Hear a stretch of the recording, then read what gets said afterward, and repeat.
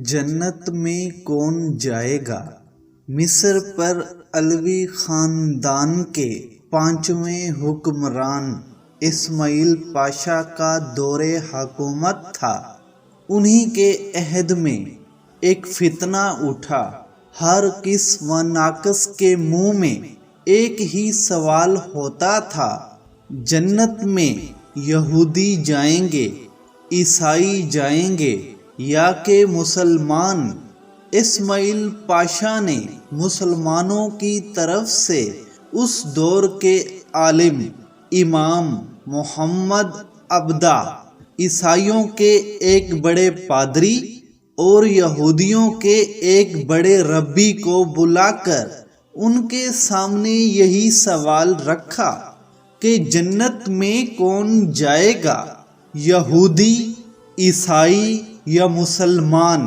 مسلمانوں کی طرف سے امام محمد عبدہ نے کھڑے ہو کر ایسا زبردست جواب دیا کہ محفل میں بیٹھے تمام لوگوں کے ساتھ ساتھ عیسائی پادری اور یہودی ربی اپنا اداسیوں بھرا منہ لے کر خاموش رہ گئے اور بغیر کوئی جواب دیے خاموشی سے اٹھ کر چلے گئے۔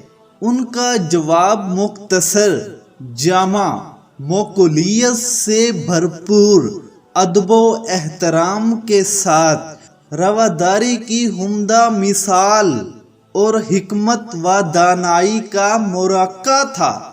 ان کے جواب نے اسماعیل پاشا سمیت سارے مسلمانوں کے ہونٹوں پر مسکراہٹ بکھیر دی اور یہ باب ہمیشہ کے لیے بند ہو گیا۔ انہوں نے کہا، اگر یہودی جنت میں جاتے ہیں تو ہم بھی ان کے ساتھ جنت میں جائیں گے، کیونکہ ہم ان کے نبی حضرت موسیٰ علیہ السلام پر ایمان رکھتے ہیں۔ اگر عیسائی جنت میں گئے تو ہم بھی ان کے ساتھ ہی جنت میں جائیں گے، کیونکہ ہم ان کے نبی حضرت عیسیٰ علیہ السلام پر بھی ایمان رکھتے ہیں۔